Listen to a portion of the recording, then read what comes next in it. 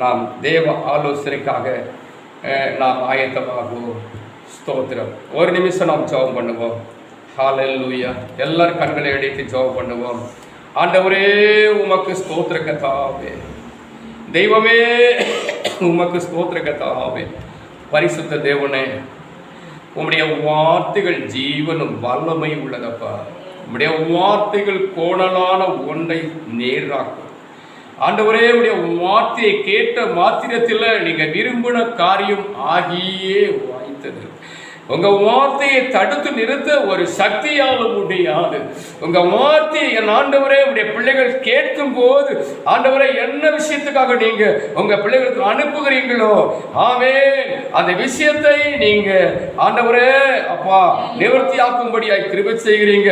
அதுபோல ஆமென் ஆமென் வார்த்தைகளை தாகமாய் கேட்டு உணர்ந்து உணர்வுடைய ஆமென் ஒவ்வொரு இருதயங்களும் கலிகூறத்தக்க வண்ணமாய் தெய்வம் அவருடைய வாழ்க்கையில் இருக்கிற போராட்டங்களை நீங்க செய்து ஒரு பெரிய சமாதானத்தின் பாதையில் நீர் நடத்த வல்லவராய் இருக்கிறதை நினைத்து உங்க சமூகத்தில் ஆண்டவரே என்னும் தாழ்த்துகிறோம். இந்த நாளிலே உங்களுடைய பிள்ளைகள் உங்களுடைய வார்த்தைகளை கேட்கும் போது ஒரு அவன் பலம் ஆத்மாவில் உண்டாகணும். ஆண்டவரே ஸ்தோத்திர கர்த்தாவே, ஆண்டவரே இந்த உலகத்தை ஜெயித்து பரிசுத்த வாழ்வுக்கின்றதாக ஒவ்வொரு நாளும் கலிகூறத்தக்க வண்ணமான புது பலன் உங்க பிள்ளைகளுக்கு உண்டாக கர்த்தர் கிருபை செய்ய வேண்டும் என்று ஜெபிக்கிறோம். தாழ்த்தி திரு கருத்துல ஒப்பு கொடுக்கிறோம். மீட்பர் இயேசு ராஜாவின் நாமத்தில் பிதாவே, ஆமென், ஆமென், ஆமென். ஹல்லேலூயா, ஹல்லேலூயா, ஹல்லேலூயா, ஆமென். கர்த்தருடைய பரிசுத்த நாமத்துக்கு மகிமை உண்டாவதாக. ஆண்டவர் இரட்சகருமாய் இருக்கிற இயேசு கிறிஸ்துவின் நாமத்தில் உங்களை வாழ்த்தி வரவேற்கிற கர்த்தர் உங்களை ஆசீர்வதிப்பாராக. கிறிஸ்துவுக்குள் பிரியமானவர்களே, இந்த நாளிலே உங்களுக்கு ஆமென் வேத சிந்தனைக்கு ஆதாரமான வசனம் எபிரேயருக்கு எழுதின நிருபம் 5ஆம் அதிகாரம் 14வது வசனத்தை வாசியுங்கள். எபிரேயருக்கு எழுதின நிருபம் அப்போஸ்தலனாகிய ஆமென் பரிசுத்த பவுல் எபிரேயருக்கு எழுதின நிருபம் 5ஆம் அதிகாரத்தில் 14வது வசனத்தை வாசியுங்கள். வாசியுங்கள். பலமான ஆகாரமானது நன்மை தீமை இன்னதென்று பயிற்சியினால் பகுத்து அறியத்தக்கதாக முயற்சி செய்யும் ஞானோந்திரியங்களை உடையவர்களாக பூரண வயது உள்ளவர்களுக்கே தகும். ஹல்லேலூயா, ஹல்லேலூயா, ஹல்லேலூயா, ஆமென். பலமான ஆகாரமானது நன்மை தீமை ஆமென் பகுத்து அறியத்தக்க ஞானோந்திரியம் உள்ளவர்களுக்கு தகும். ஹல்லேலூயா. அப்படின்னு சொன்னா நன்மை தீமையை இன்னதென்று அறிகிற ஒரு வளர்ச்சி உடையவர்களுக்கு அடுத்திருக்கிறதான அந்த பலமான ஆகாரம், ஆத்மாவுக்கு தேவையான பலமான ஆகாரம், நித்திய ஜீவனுக்கு ஏதுவான பலமான ஆகாரம் ஆமென் அவர்களுக்கு புசிக்க முடியும், அதை உட்கொள்ள முடியும் என்று ஆமென் இந்த வசனத்தில் படிக்கிறோம். ஹல்லேலூயா, ஹல்லேலூயா, ஹல்லேலூயா, ஆமென். இது ஆவிக்குரிய வளர்ச்சி அடைந்தவர்களுக்கு இந்த பலமான ஆகாரம் கிடைக்கிறது. ஹல்லேலூயா, ஹல்லேலூயா, ஹல்லேலூயா. ஏசாயா தீர்க்கதரிசன புத்தகத்திலே ஏசாயா தீர்க்கதரிசன புத்தகத்திலே 7ஆம் அதிகாரத்திலே அதனுடைய 15 16வது வசனத்தை வாசியுங்கள். தீமையை வெறுத்து நன்மையை தெரிந்து கொள்ள அறியும் வயது மட்டும் அவர் வெண்ணெயையும் தேனையும் சாப்பிடுவார். ஹல்லேலூயா, ஹல்லேலூயா. இந்த வசனம் கர்த்தராகிய இயேசு கிறிஸ்துவை குறித்து எழுதப்பட்டிருக்கிறதான ஒரு வசனமாக இருக்கிறது. கர்த்தராகிய இயேசு கிறிஸ்துவை பிறக்கிறதுக்கும் பல ஆயிரம் வருடங்களுக்கு முன்பாக, சில ஆமென் வருடங்களுக்கு முன்பாகவே ஆமென் இயேசு கிறிஸ்து ஆமென் பிறந்து நன்மை தீமை அறியத்தக்க வயது வரையிலும் அவர் வெண்ணையும் தேனையும் சாப்பிடுவார் என்று சொல்லப்பட்டிருக்கிறது. ஹல்லேலூயா. இதுல நாம் புரிந்து கொள்ள வேண்டிய ஒரு விஷயம், ஆமென், நன்மை தீமை அறிவதற்கு ஏற்ற வளர்ச்சி அடையும் வரை, ஹல்லேலூயா, ஆமென், இப்படி வெண்ணையும் தேனையும் புசிக்க வேண்டும் என்பதை அறிந்து கொள்ள வேண்டும். ஹல்லேலூயா. பரிசுத்தவான்கள் பாருங்க, ஆவிக்குரிய நிலையில வளர்கிறது என்று சொல்லும் போது தெய்வீக அறிவிலும் தெய்வீக ஞானத்திலும் தெய்வீக சுபாவத்திலும் நிறைவான ஒரு வளர்ச்சியை காட்டுகிறது. ஹல்லேலூயா, ஹல்லேலூயா, ஹல்லேலூயா, ஆமென். ரட்சிக்கப்படாதவர்கள், அதாவது ரட்சிக்கப்பட்டும் அந்த வசனத்தின்படி வாழாதவர்கள் இந்த தெய்வ அறிவிலும் ஞானத்திலும், ஆமென், சுபாவத்திலும் வளருவதற்கு முடியாது. ஹல்லேலூயா. இதை நன்றாக நீங்க புரிந்து கொள்ள வேண்டும். ஸ்தோத்திரம். பிரியமானவர்களே, ஆமென், இந்த ஏசாயா 7ஆம் அதிகாரத்திலே அந்த 15 16வது வசனத்தில் சொல்லப்பட்டிருக்கிறது, இயேசு கிறிஸ்து, அதாவது அவர், ஆமென், நன்மை தீமை அறியத்தக்க காலம் வரையிலும் வெண்ணையும் தேனையும் புசித்து வந்தார். ஹல்லேலூயா. இங்கே நாம படிக்கிறோம், அவன் இயேசு கிறிஸ்து நன்மை தீமை அறியத்தக்குவதற்கு ஒரு குறிப்பிட்ட காலம் வைக்கப்பட்டிருந்தது. அதுவரையிலும் எது புசிக்க வேண்டும் அதை தான் புசிக்க வேண்டும் என்று சொல்லி தேவ பிரமாணத்தின்படியே அவர் வெண்ணையும் தேனையும் புசித்து வந்தார். ஹல்லேலூயா, ஹல்லேலூயா. இப்ப நம்ம எல்லாம் பலவிதமான ஆகாரங்களை சாப்பிடுகிறோம். அன்னைக்கும் இயேசுடைய தாய் தகப்பன் எல்லாருமே பலவிதமான ஆகாரங்களை, ஆமென், ரொட்டி பன்னு இப்படி எல்லாம் சாப்பிட்டு வந்தாங்க. ஆனா இயேசு கிறிஸ்து மட்டும் வெண்ணையும் தேனையும் சாப்பிடுவதற்கு தேவன் அனுமதித்தார். ஹல்லேலூயா.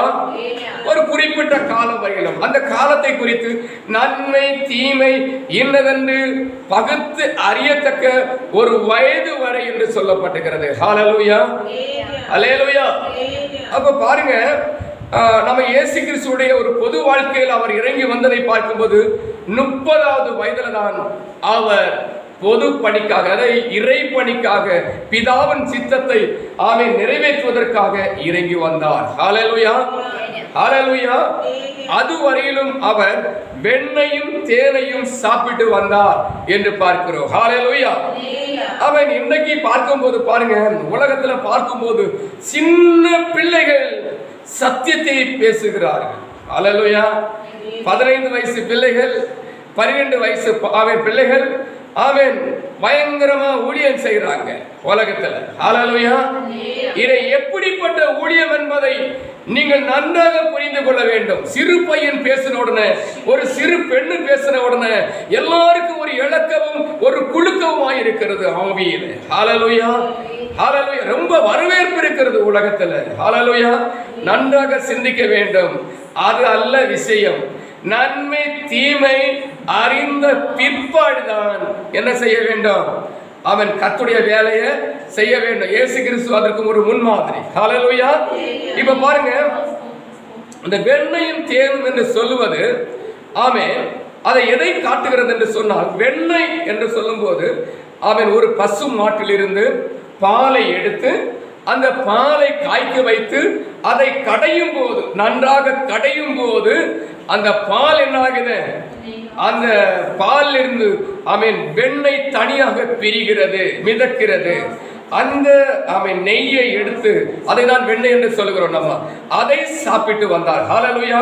இதை காட்டுகிறது என்று சொன்னால், ஆண்டவராகிய இயேசு கிறிஸ்து ஆமென் பிதாவினால் அனுப்பப்பட்டிருக்கிறதான வசனங்களின் ஆமென் ஆழங்களிலே, வசனங்களின் வெளிப்படுத்தல்களிலே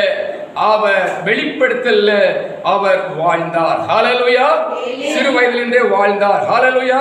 நாம் எப்படி வாழ வேண்டும் என்று சொன்னால், அவன் இயேசு கிறிஸ்து நித்திய ஜீவனை அடைவதற்கு இந்த பூமியில சாத்தானை எப்படி ஜெயிக்கணும், அவன் உலகத்திலே சாத்தான மாதிரி வருகிற உபத்திரவங்கள் மற்றும் ஜனங்களால் சத்தியத்தை கடைபிடிக்கும் போது சத்தியத்தை அனுசரிக்காத தேவ அந்த ஜனங்கள் என்று சொல்லிக் கொண்டிருக்கிற அவர்களிடத்திலிருந்து வருகிறதான உபத்திரவங்கள், பாடுகள் எல்லாவற்றையும் நாம் எப்படி ஜெயிக்க வேண்டும், எவ்வளவுக்கு பொறுமை எடுக்க வேண்டும், எவ்வளவு தாழ்மையாய் இருக்க வேண்டும், எவ்வளவு விட்டு கொடுக்க வேண்டும், ஆமென், எப்படி இரக்க குணங்களாய் மாற வேண்டும் என்கிறதை குறித்து வசனங்களை அவர் வெளிப்படுத்தி இருக்கிறார், நமக்கு சொல்லி இருக்கிறார்.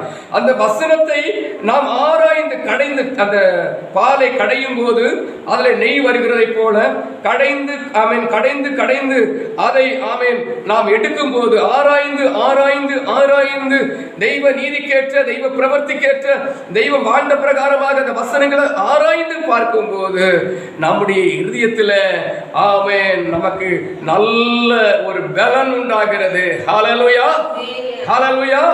அந்த பலன் தான் பிரியமானவர்களே நம்முடைய ஆத்மா, ஆமென், இயேசுவாகி அறிவுக்கு நேராக, ஆமென், அந்த நித்திய ஜீவனுக்கு ஏதுவாக, ஆமென், தெய்வீக சுபாவங்களுக்கு ஏதுவாக நம்மை வெளிப்படுத்துகிறது, நம்மை பலப்படுத்துகிறது. ஹல்லேலூயா.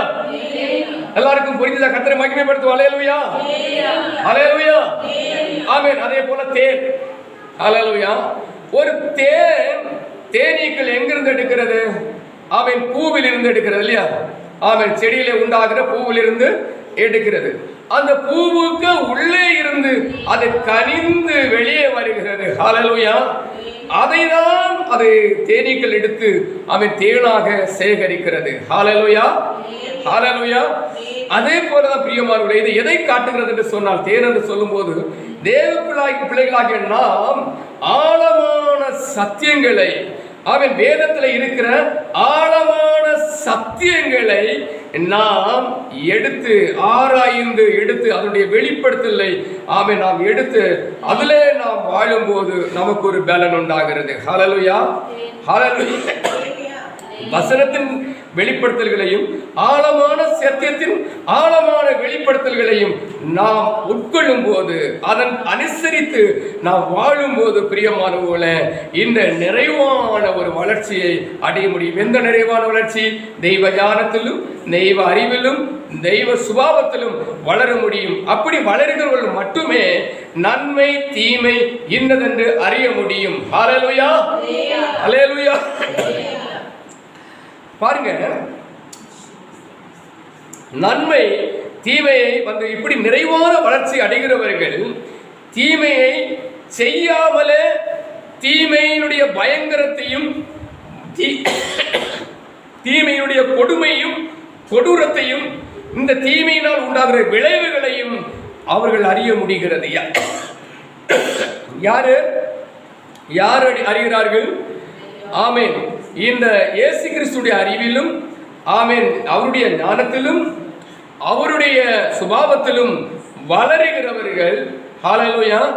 வளருகிறவர்கள் மட்டுமே, ஆமென், பாவம் செய்யாமலே அல்லது தீமை செய்யாமலே தீமையினால் உண்டாகிற பயங்கரத்தையும் தீமையினால் உண்டாகிற அந்த கேடான விளைவுகளையும், ஆமென், அந்த தீமை அவன் செய்யாதபடிக்கு தங்களை காத்துக் கொள்வதற்கான ஒரு பலனும் அவர்களுக்கு உண்டாகிறது. ஹல்லேலூயா, ஹல்லேலூயா. அதே சமயம் அவன் இப்படி தேவ வளர்ச்சியாய் அவன் வசனத்தின் ஆழத்தில் வளராதவர்களுக்கு ஒரு தீமையை செய்யும் போது அந்த தீமையினுடைய ருசி என்னன்னு தெரியும். ஹல்லேலூயா. அந்த தீமை செய்ததனால் அதுக்கு கிடைக்கிற தண்டனை நாம் அனுபவிக்கும் போது இது நாம் செய்ததனால் நமக்கு கிடைத்தது என்று சொல்ல முடியும். ஹல்லேலூயா. அப்ப தீமை செய்யும் போது தீமை தீமை என்று அறிகிறார்கள். அதனால் அதை செய்தால் நமக்கு என்னென்ன கஷ்டங்கள் நமக்கு உண்டாகும் என்று அறிகிறார்கள். ஹல்லேலூயா. அப்படி அறியும் போது அவங்க என்ன பண்ணுகிறாங்க? அவன் அந்த தீமையை விட்டு விலகுகிறார்கள். ஹல்லேலூயா, ஹல்லேலூயா. இப்படி பிரியமானவர்களே, நாம் இப்படிதான் இன்றைக்கு நன்மை தீமை அவன் இரண்டு கூட்டாரும் அறிகிறது. நாம் அறிய வேண்டிய, நாம் எப்படி தீமையை அறிய வேண்டும் என்று சொன்னால், அவன் தெய்வ அறிவிலும் தெய்வ ஞானத்திலும் தெய்வ சுபாவத்திலும் வளர்ந்தவர்களாய் அப்படி ஒரு நிறைவான ஒரு ஆத்மீக பலத்தில் நிற்கும் போது நாம் தீமை செய்யாமலே தீமை அறிவுகளாக மாற முடியும். அந்த கூட்டத்தில் நாம் நிற்க வேண்டும். அதற்காக நீங்க அவன் வசனங்களுடைய வெளிப்படுத்தலையும் வெளிப்படுத்துகிற அந்த வசனத்தின் ஆழமான வெளிப்படுத்தலையும் நாம் அறிந்து அவைகளிலே நாம் நின்று அவைகளின்படி வாழ்ந்து நாம் ஒரு ஜெய ஜீவியம் பண்ணும் போதுதான் இந்த பலமான ஆகாரம் என்று சொல்லுகிற அந்த ஆகாரத்தை புசிக்க முடியும். ஹல்லேலூயா, ஹalleluya. நான் இந்த வளமான ஆகாரத்தை நான் அப்புறம் உங்களுக்கு சொல்லி விளக்குகிறேன். ஹalleluya, ஹalleluya. பாருங்க, ஏதேன் தோட்டத்திலே ஆண்டவராகிய இயேசு கிறிஸ்து தன்னுடைய சாயல்ல மனிதனை உருவாக்கி ஏதேன் தோட்டத்தில் வைத்து அங்கே நன்மை தீமை அறியத்தக்க மரமும் மற்றும் சரீரத்துக்கு தேவையான மரங்களும் அங்கே இருந்தது. அங்கே 3 விதமாக கனிகள் இருந்தது. சரீர வளர்ச்சிக்கு தேவையான கனிகளும் நன்மை தீமை அறியத்தக்கதான கனிகளும் அதுபோலவே ஜீவவிருட்சத்தின் கனியும் இருந்தது. ஹalleluya, ஹalleluya. இந்த சரீர வளர்ச்சிக்கான மரத்தினுடைய கனிகளை புசித்து சில வருடங்கள் தாண்டிதான் நன்மை தீமை அறியத்தக்க அந்த மரத்துடைய கனியை புசிக்க வேண்டும் என்று சொல்லி தேவன் விரும்புகிறார். ஹalleluya. அதான் நடந்த உண்மை. அதுதான் அந்த பகுதியை நாம் சிந்திக்க வேண்டிய ஒரு விஷயம். ஹalleluya. அப்ப பாருங்க, பலவிதமான மரங்கள் இருந்தது. அந்த மரங்கள் எல்லாம் நம்முடைய சரீரத்துடைய வளர்ச்சியினுடைய ஒரு பூரணத்தை உண்டாக்குறதற்கு ஆரோக்கியத்திற்கு தேவையான பல வர்க்கங்களாக இருந்தது. ஹalleluya, ஹalleluya. இயேசு கிறிஸ்து பாருங்க, நன்மை தீமை என்னதென்று அறியும் அந்த வயது வரையிலும் அவர் என்ன பண்ணார்? வெண்ணையும் தேனையும் புசித்தார் என்று சொல்லுகிறோம். அதே போலதான் அதுக்கு எவ்வளவு வயசு? 30 வயது நம்ம சொல்கிறோம். 30ஆம் வயதுல தான் அவர் வெளியே வந்தார், தேவ சித்தத்தை செய்வதற்காக வெளியே வந்தார். ஹalleluya. இப்ப நன்மை தீமையினுடைய ஒரு அறிவு அடைந்து ஒரு பூரணமான ஒரு வயது என்று சொல்லும் போது அதை எதை குறிக்கிறது? குறைந்தது ஒரு 30 வருஷமாவது ஆகணும். இயேசு கிறிஸ்து உடைய ஒரு வெளிப்படுத்தலுடைய ஒரு நிலையில நம்ம சிந்திக்கும் போது குறைஞ்சது ஒரு 30 வருஷமாவது குறைந்தது இருக்க வேண்டும். ஹalleluya. ஆனா இங்க பாருங்க, ஆதாமும் ஏவாளும் ஆண்டவர் ஒரு குறிப்பிட்ட காலத்தை வைத்திருந்தார் என்று நீங்கள் சிந்தித்துக் கொள்ள வேண்டும், விளங்கிக் கொள்ள வேண்டும். நன்மை தீமை அறியத்தக்க கனியினுடைய அந்த கனியை புசிப்பதற்கு சில குறிப்பிட்ட காலங்களை தேவன் வைத்திருந்தார். ஆனால் அதை சாத்தான் அறிவான். அதற்கு முன்னாகவே ஆண்டவர் இந்த கனியை புசிக்கும் நாள் நீ சாவா என்று அவர் சொல்லி இருந்தால், ஆனபடினால நான் சொல்லாம நீ சாப்பிடக்கூடாது என்று அதனுடைய அர்த்தம். நீ இதை புசிக்கும் நாளிலே சாகவே சாவா என்று சொல்லியிருந்தார். ஆனபடினால் நீ சாகாதபடிக்கு இதை புசிக்காதே, ஹalleluya என்று ஆண்டவர் சொல்லியிருந்தார். ஹalleluya. அப்போ சாத்தான் என்ன பண்ணுகிறான்? இதை நீ புசித்தால் சாகவே சாவதில்லை, நீ இதை புசி என்று சொல்லி ஆண்டவருக்கு கீழ்ப்படிந்தவர்களை தனக்கு கீழ்ப்படிய வைத்தார். ஹalleluya. அவர்கள் நன்மை தீமை அறியத்தக்க மரத்தின் கனியை புசித்த போது அவர்கள் இந்த தேவனை போல சிந்திக்கிற ஒரு திறனுடையவர்களாய் மாறினார். ஹalleluya, ஹalleluya, ஹalleluya. ஆனாலும் பாருங்க, அவங்க வெட்கப்பட்டு அந்த இலைகளை உடையாக தைத்து அவர்கள் போட்டுக் கொண்டிருந்தார்கள். ஹalleluya. ஆனா ஆண்டவர் என்ன செய்தார்? அவர்களிடத்தில் அன்பு கூர்ந்து அவர்களுக்கு தோல் உடையை கொடுத்தார். ஹalleluya, ஹalleluya. அந்த தோல் உடை கொடுத்தார். பாருங்க எவ்வளவு அன்புன்னு பாருங்க. அது மட்டுமல்ல, ஜீவ விருட்சத்துக்கு போகிற வாசலை கேருபீன்களை கொண்டு, சுடர்வழி பட்டயங்களை கொண்டு பாதுகாப்போடு அந்த வழியை அடைத்து வைத்தார். ஹalleluya. அதான் இயேசு தேவன் இந்த தேவ பிள்ளைகள் மேல் வைத்த அன்பு. ஹalleluya. தேவ பிள்ளைகள் வைத்த இரக்கம், அதைத்தான் நாம் புரிந்து கொள்ள வேண்டும். ஹalleluya, ஹalleluya. இயேசு பாருங்க, அப்ப ஜீவவிருட்சத்திற்கு போகிற வாசலை அடைத்தார். ஏன்னா பாவம் செய்த மனுஷன் இனி இந்த நன்மை தீமை அறியத்தக்க இந்த மரத்தின் கனியை புசித்த இந்த மனிதன் இந்த ஜீவவிருட்சத்தின் கனியை புசித்தால் அவன் ஒரிக்காலும் மரிப்பதில்லை.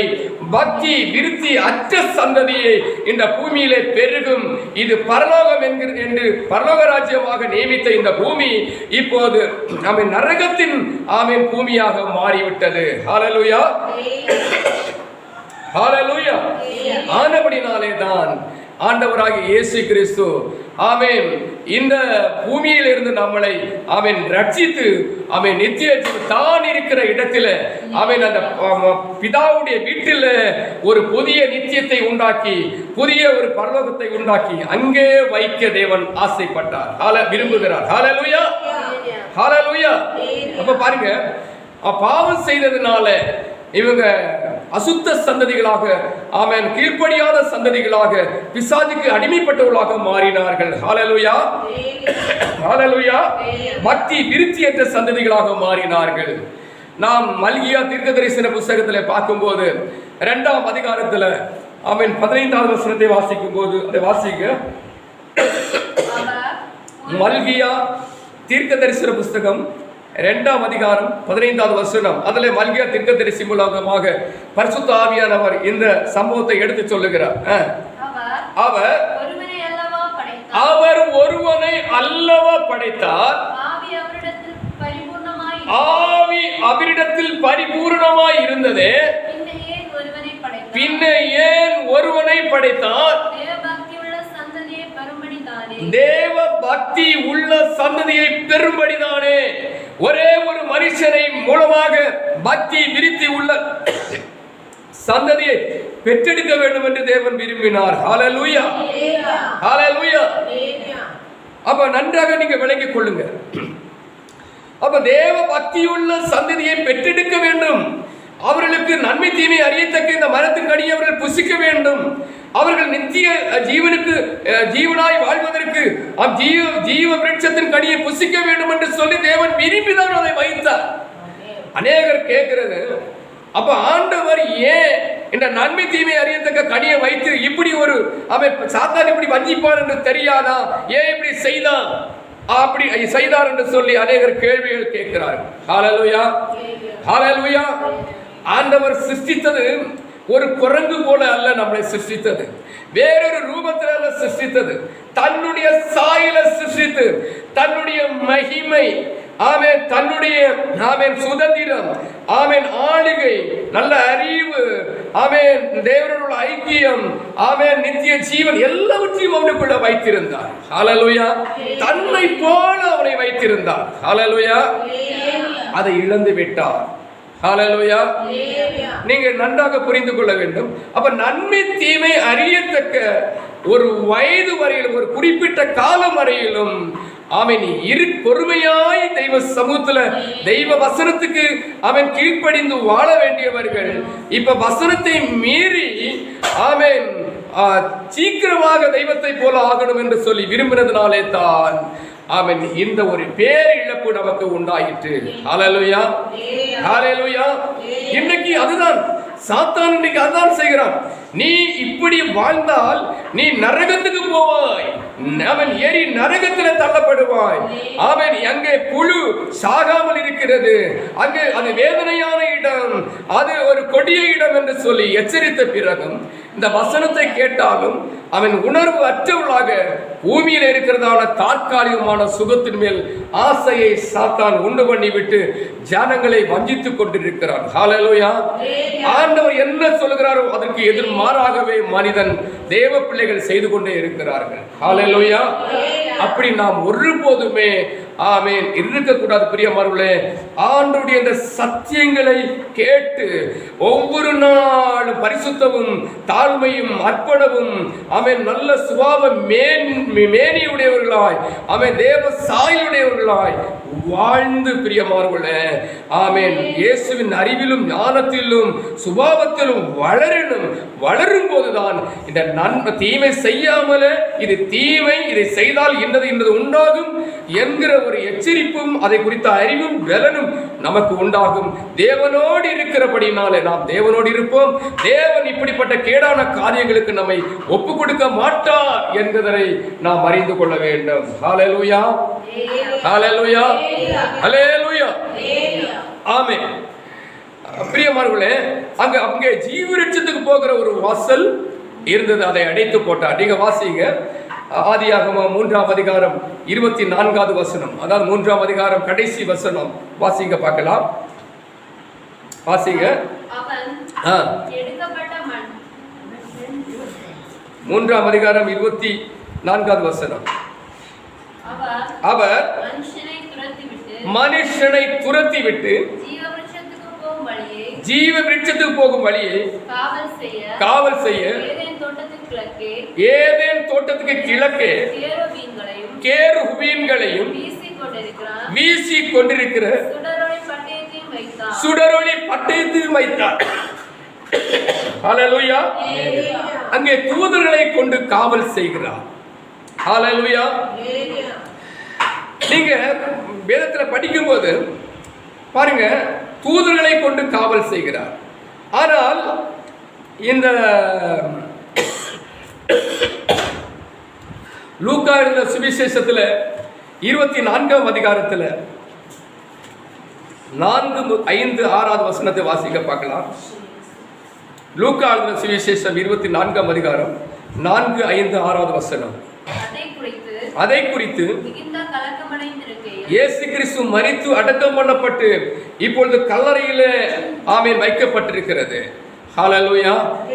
அங்கே போகும்போது ஆமென் ஆமென் இயேசுடைய ஆமென் இயேசுவை நேசித்து வந்த அந்த மார்த்தாள் மரியாள் என்கிறதான ஆமென் மகதலேனை மரியாள் இவர்கள் எல்லாரும் அங்கே போகும்போது ஆமென் கல்லறையில இயேசுவை தேடி போகும்போது அங்கே இயேசுடைய கல்லறைகள் திறக்கப்பட்டிருக்கிறதை கண்டார்கள். அதை வாசிங்க. அதை குறித்து மிகுந்த கலக்கமடைந்திருக்கையில் பிரகாசம் உள்ள வஸ்திரம் தரித்த 2 பேர் அவர்கள் அருகே நின்றார்கள். அந்த ஸ்திரீகள் பயப்பட்டு தலை கவிழ்ந்து தரையை நோக்கி நிற்கையில் அந்த 2 பேரும் அவர்களை நோக்கி உயிரோடு இருக்கிறவரை நீங்கள் மரித்தோரிடத்தில் தேடுகிறது என்ன? அவர் இங்கே இல்லை, அவர் உயிர்த்தெழுந்தார். ஹல்லேலூயா. ஹல்லேலூயா. பாருங்க, இப்போ ஜீவ விருட்சத்தின் ஆமென் அந்த கனியை சாப்பிடாதபடிக்கு அங்கே ஜீவ விருட்சத்துக்கு போற வழியை அடைத்து தூதலை கொண்டு பாதுகாத்தார். ஹல்லேலூயா. இப்போ இந்த ஜீவ விருட்சத்துக்கு போகிற அடைக்கப்பட்ட அந்த வழியை கர்த்தராகிய இயேசு கிறிஸ்து தன்னுடைய பாடு மரணத்தினால் ஆமென் மரித்து சிலுவையில மரித்து அடக்கம் பண்ணப்பட்டு உயிர்த்தெழுந்த பிறகு ஹல்லேலூயா அந்த ஜீவ விருட்சத்துக்கு போகிற வாசல் திறக்கப்படுகிறது. ஹல்லேலூயா. ஹல்லேலூயா. அந்த ஜீவ விருட்சத்துக்கு போகிற வாசல் இப்பொழுது திறக்கப்படுகிறது. எத்தனை பேர் விசுவாசிக்கிற கரங்களை தட்டி மகிமைப்படுத்தலாம்? கரங்களை தட்டி மகிமைப்படுத்தலாம். ஹல்லேலூயா. அவன் விசுவாசிக்கிறவங்க கரங்களை தட்டி மகிமைப்படுத்தலாம். ஹல்லேலூயா. அவன் ஜீவ விருட்சத்துக்கு போகிற வாசல் திறக்கப்படுகிறது. அங்கே சுவிசேஷம் அறிவிக்கப்படுகிறது. நீங்கள் மரித்தவரிடத்துல தேடாம உயிரோடு இருக்கிறவரை மரித்தவரிடத்துல தேடாதீர்கள் என்று சொல்லி சுவிசேஷம் அறிவிக்கப்படுகிறது. ஹல்லேலூயா. ஹல்லேலூயா. ஆமென். பாவம் செய்து மரித்து போயிருந்த மனுஷன் இயேசு கிறிஸ்துவை இப்போ சொந்த இரட்சகராக ஏற்றுக்கொள்ளும் போது மரித்த இடத்துல அல்ல இயேசுவை தேடுகிறது, ஜீவிக்கிற இடத்துல தேடணும். ஹல்லேலூயா. வசனம் அனுசரிக்காத இடத்துல அல்ல இயேசுடைய அன்பையும் இயேசுடைய சுபாவத்தை இயேசுவை குறித்து தேடுகிறது. ஆமென். ஜீவிக்கிற இடத்துல தேடணும். ஹல்லேலூயா. ஹல்லேலூயா. ஆமென். தேவ இஷ்டம் செய்யாமல் மரித்து போன்ற ஒரு அனுபவத்தில் ஆத்மா மரித்திருக்கிற, பாவம் செய்து ஆத்மா மரித்திருக்கிற, ஆமென், தெய்வ இஷ்டம் செய்யாத ஆமென் மனிதனிடத்துல அல்ல இயேசுவை தேட வேண்டியது. ஆமென்.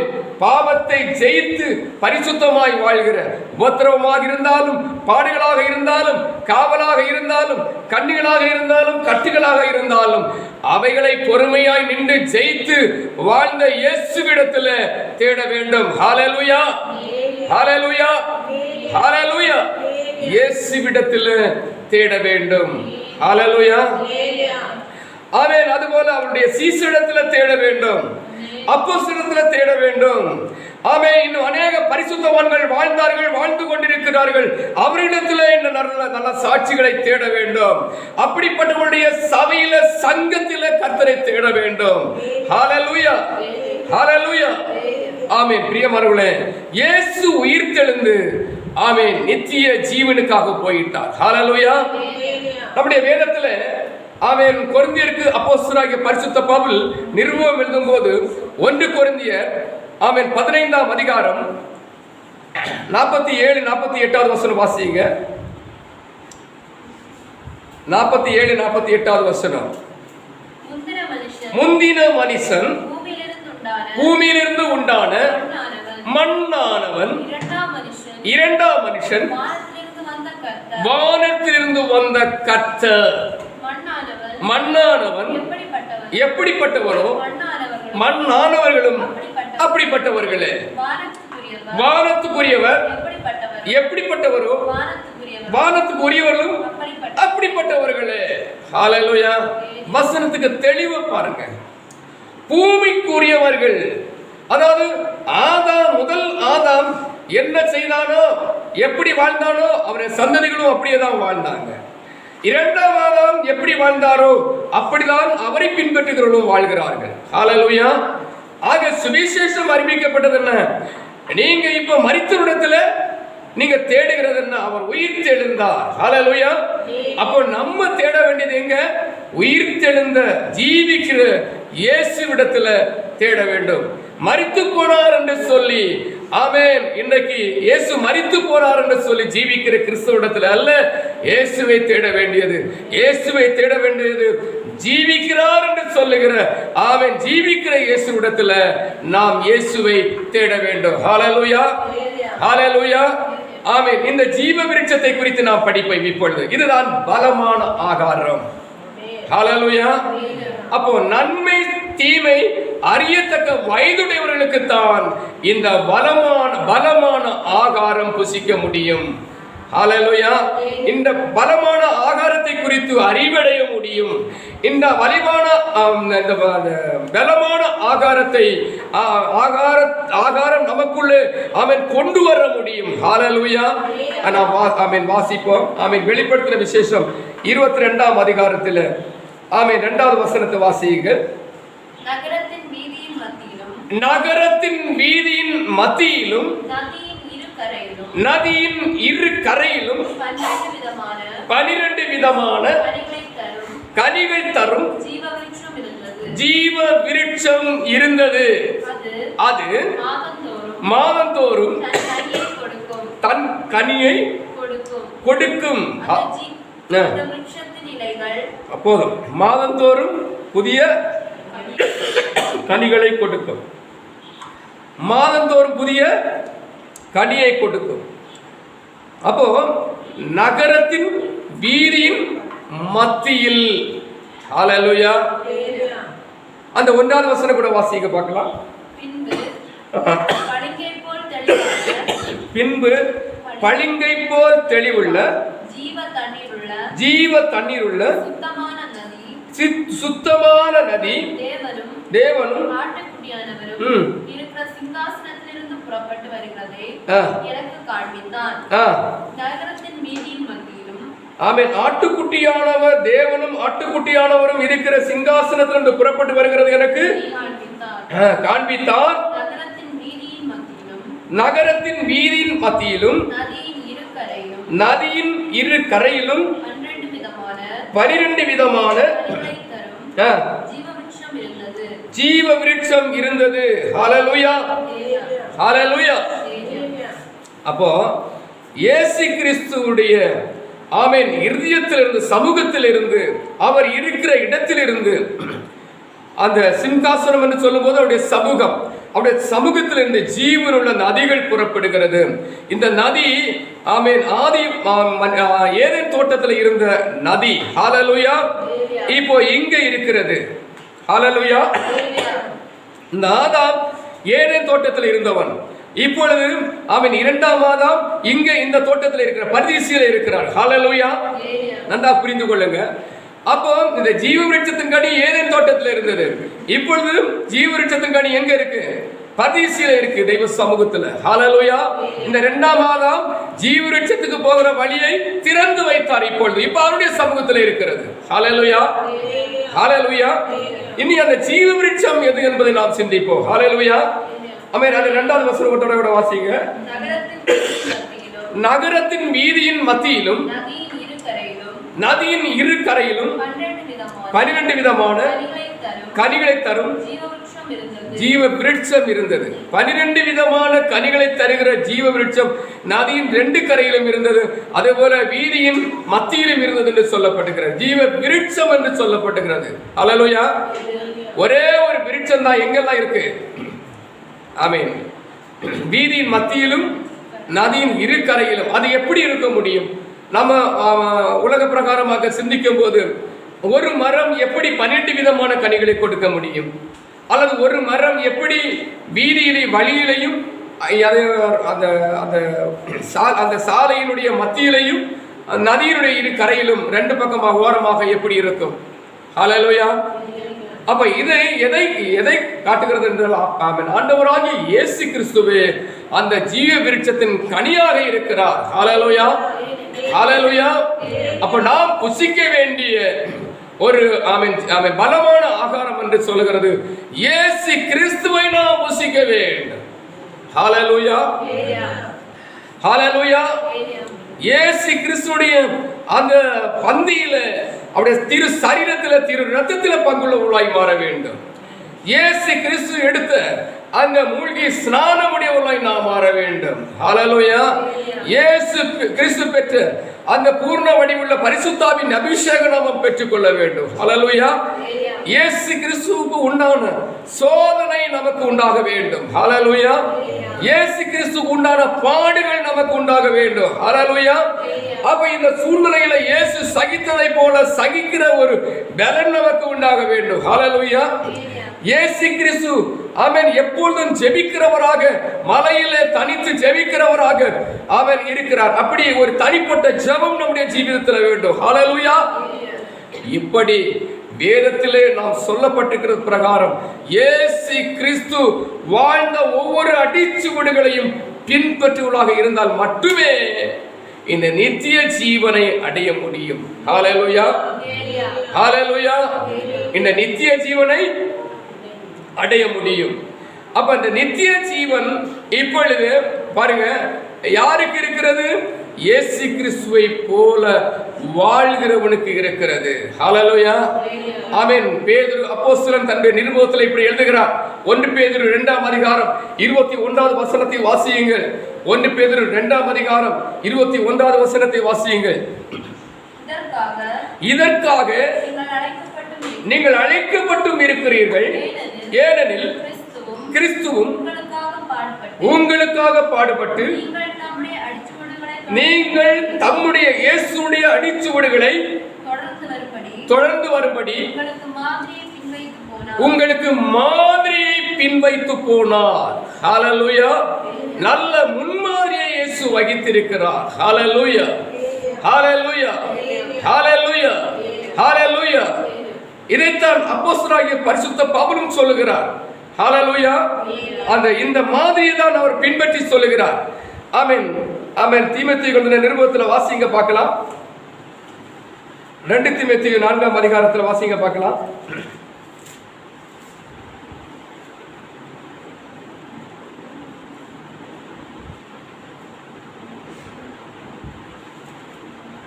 வாசிங்க. 6-7 வசனம் வாசிங்க பார்க்கலாம்.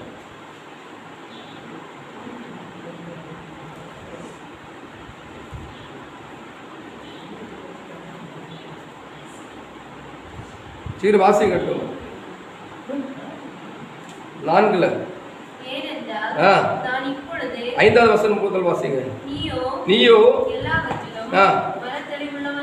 இரு தீங்கு அனுபவி, வேலை செய், உன் ஊழியத்தை நிறைவேற்று.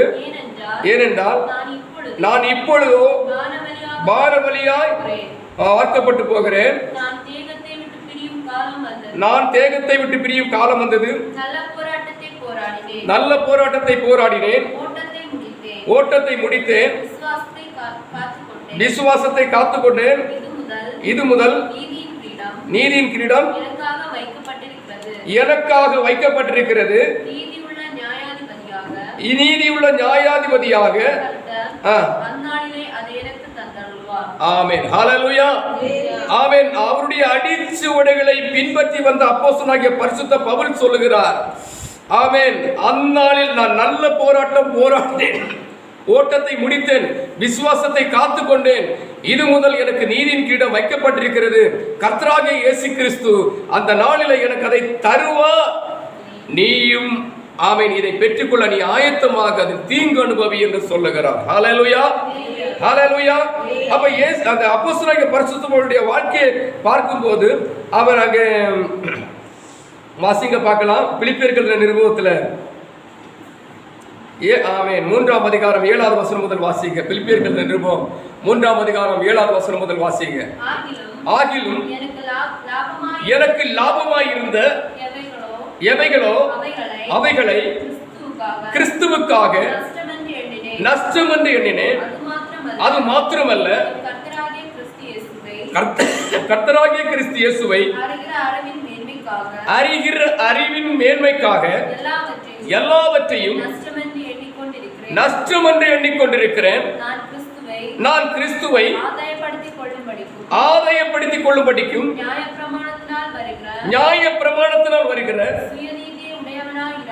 சுயநீதியை உடையவனாயிராமல் கிறிஸ்துவை பற்றும் விசுவாசத்தினால் வருகிறதும் விசுவாசம் மூலமாய் தேவனால் உண்டாயிருக்கிறதுமான நீதியை உடையவனாய் இருந்து கிறிஸ்துவுக்கு உள் இருக்கிறவன் என்று காணப்படும்படி இப்படி நான் அவரையும் அவருடைய உயிர்த்தெழுதலின் வல்லமையையும் அவருடைய பாடுகளின் ஐக்கியத்தை அடைகிறதற்கும் அவருடைய மரணத்துக்கு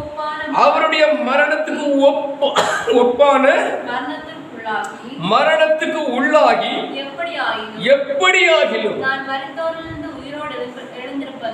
நான் மரித்தோரிலிருந்து உயிரோடு எழுந்திருப்பதற்கு நித்திய ஜீவனுக்கு போகிறதற்கு தகுதியாகும் படிக்கும் அவருக்காக எல்லாவற்றையும் நஷ்டம் என்று விட்டு குப்பையுமாக எண்ணுகிறேன்.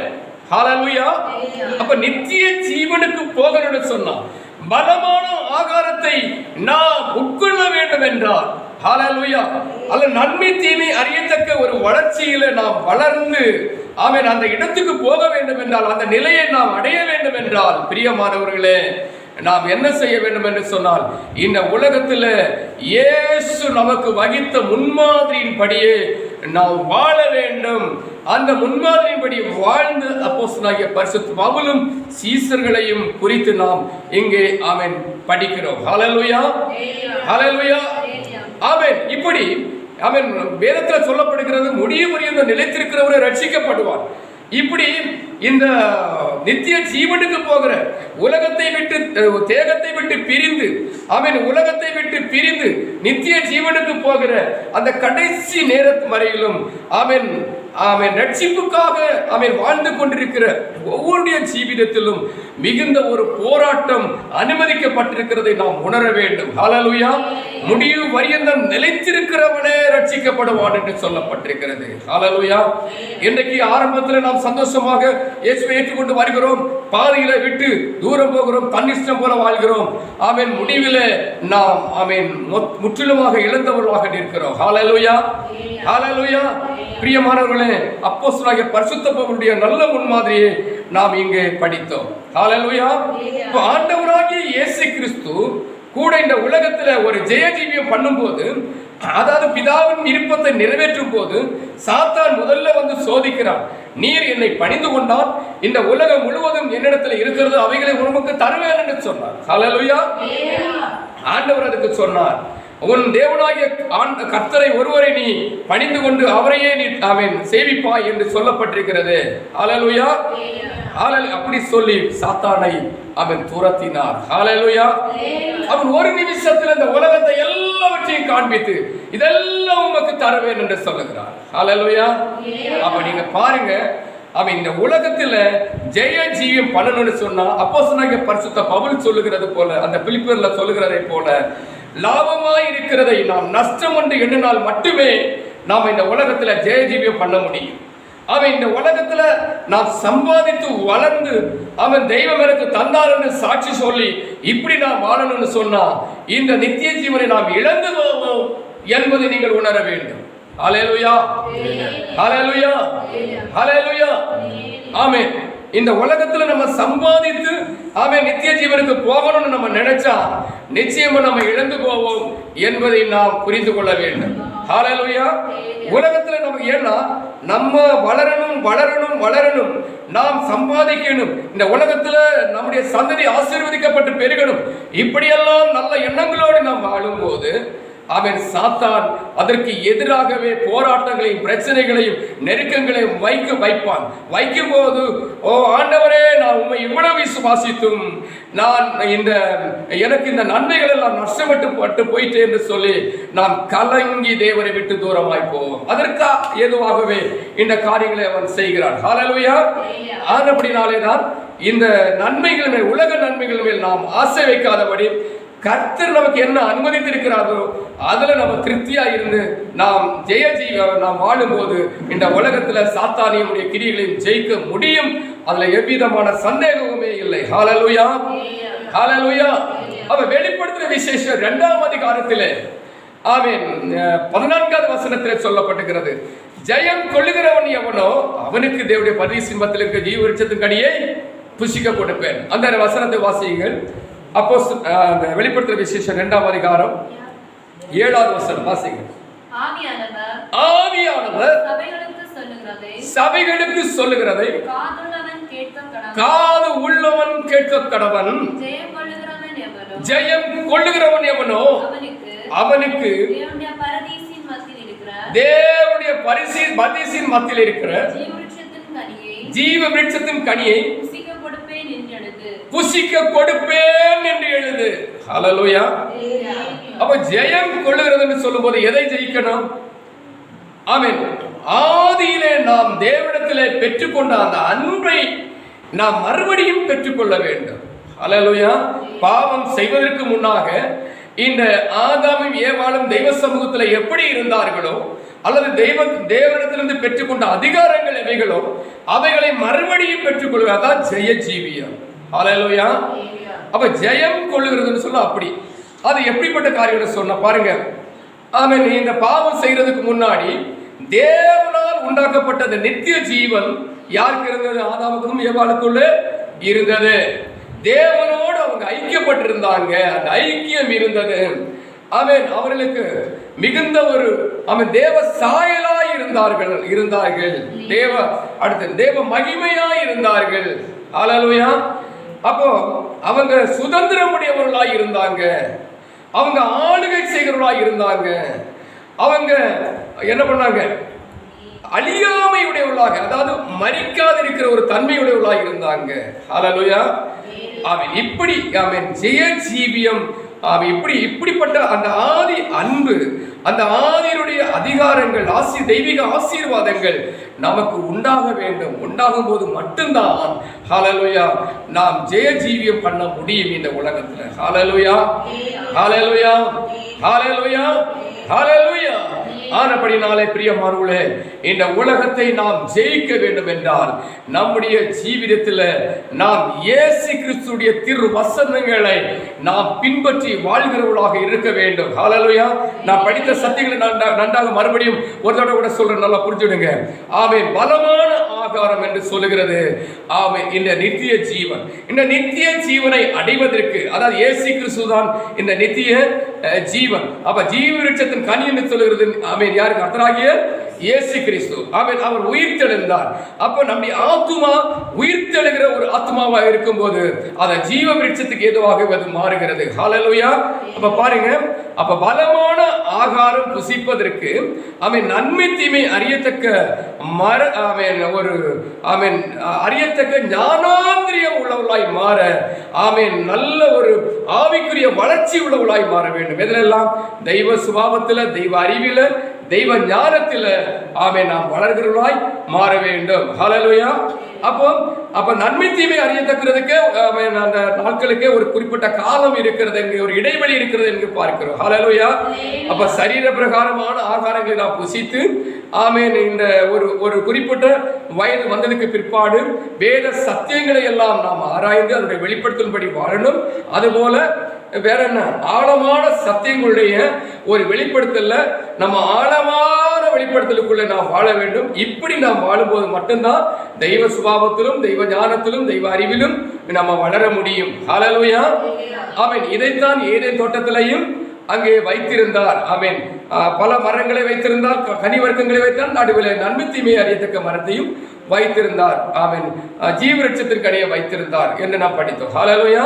அப்ப நன்மை தீமை அறியத்தக்க மரத்தின் கனியை இவர்கள் ஆமென் சீக்கிரம் ஆண்டவர் சொல்லுகிறதுக்கு முன்னாக புசித்தபடினால ஆமென் அவர்கள் நித்திய ஜீவனை இழந்து விட்டார்கள். ஹல்லேலூயா. அப்ப இழந்த நித்திய ஜீவனை மறுபடியும் ஆமென் ஆண்டவராகிய இயேசு கிறிஸ்து ஆமென் இந்த பூமியிலே மனிதனாக அவதரித்து ஆமென் நித்திய ஜீவனுக்கு போகிறதற்கு ஏதுவான வழிமுறைகளை நமக்கு முன்மாதிரி வழிந்து போனார். ஹல்லேலூயா. அந்த பிரகாரமாக ஆமென் அந்த 1 பேதுருவில் நம்ம படித்ததை போல ஆமென் அவருடைய அடிச்சுவடுகளை நாம் பின்பற்ற வேண்டும். ஆமென். இயேசு கிறிஸ்துவுடைய அடிச்சுவடுகளை அப்போஸ்தலனாகிய பரிசுத்த பவுல் ஆமென் இன்னும் சீசர்கள் அப்போஸ்தலர்கள் அநேகர் ஆமென் அந்த 12 சீசர்கள் அந்த 120 சீசர்கள் ஆமென் 3000 சீசர்கள் இப்படி எல்லாருமே இந்த வழிமுறைகளை பின்பற்றினார்கள். ஹல்லேலூயா. ஹல்லேலூயா. ஆமென். அவர்கள் இந்த உலகத்தில் சம்பாதிக்கிறதை அல்ல விரும்பினாங்க. ஆமென். பரலோகத்தில் சம்பாதிக்கிறதுல அவர்கள் ஆமென் ஆமென் இருதயத்தில் ஒரு பற்று வைத்து வாழ்ந்தார்கள். ஹல்லேலூயா. உங்களுடைய ஆசை எல்லாம் பரலோகத்திலே சம்பாதிக்க வேண்டும் என்கிறது. இயேசு கிறிஸ்து அதான் சொன்னார். நீங்க இங்கே உலகத்திலே நீங்க சம்பாதித்து சேர்த்து வைத்தா நம்ம திருடன் கண்ணுமிடுவான், எல்லாம் உங்களுக்கு ஆமென் பூச்சிகள் எல்லாம் பிடிக்கும் ஆமென் என்று சொன்னார். நீங்க பரலோகத்திலே சம்பாதித்து வைங்க. உங்க ஆமென் பொக்கிஷம் உங்க ஆசீர்வாதம் எங்க நீங்க சம்பாதிச்சு வச்சிருக்கீங்களோ அதை குறித்து தான் உங்களுக்கு எண்ணம் இருக்கும், நல்ல நினைவுகள் இருக்கும். அப்படினால பூமியில நீங்க சம்பாதிச்சா உங்க பூமியில தான் உங்க நினைவு இருக்கும். பரலோகத்துல சம்பாதிச்சா பரலோகத்தை குறித்து உங்களுக்கு நினைவு இருக்கும். அப்படினால பூமியில உங்களுக்கு உண்ணவும் உடுக்கவும் போதும் என்கிற மனதுடன் இருங்க. ஆமென். முதலாவது தேவ ராஜ்யத்தின் நீதியை தேடு, அப்பொழுது இந்த உண்ணவும் உடுக்கவும் உனக்கு தருவேன், உனக்கு தேவையான ஆசீர்வாதங்களை தருவேன் என்று சொல்லுகிறார். ஆண்டவர் தருகிற அன்றன்று தருகிற ஆசீர்வாதங்களுக்கு மேலாக நம்ம போகிறபடினாலே தான் இந்த பாவத்துக்குள்ளேயும் கண்ணிக்குள்ளேயும் இந்த தீமைக்குள்ளேயும் நாம் அகப்படுகிறோம். பயங்கரமான ஒரு செல்வந்தனாக எல்லாரை விட நாம் மேன்மையாக, அவங்க வச்ச வீடை விட பெரிய வீடாக, அவங்க சம்பாத்தியத்தை விட பெரிய சம்பாத்தியமாக, அவங்க பிள்ளை படிக்க வைக்கிறத விட பெரிய படிப்பு படிக்க வைக்க, அவங்க வாங்கின வேலையை கூட ஒரு உயர்ந்த வேலையை வாங்க, இப்படிப்பட்ட ஆசைகள் நமக்குள்ளே ஆமென் வராதபடி ஆமென் நம்ம என்ன பண்ணணும், பாதுகாத்துக் கொள்ள வேண்டும். அப்படி பாதுகாக்கணும்னா கர்த்தருடைய வார்த்தையை கீழ்ப்படிந்து அவர் சொல்லுகிற பிரகாரமாய் அவர் தருகிறதான அந்த ஆகாரத்துல ஆமென் ஆசீர்வாதங்களில் நாம் திருப்தியாய் இருந்து நாம் இது போதும் என்கிற மனதுடன் நாம் வாழ்வோமானால் இந்த ஜெய ஜீவியம் பண்ண முடியும். ஹல்லேலூயா. ஹல்லேலூயா. ஆமென். இயேசு போன இடத்துக்கு நாம் போக முடியும். ஹல்லேலூயா. ஹல்லேலூயா.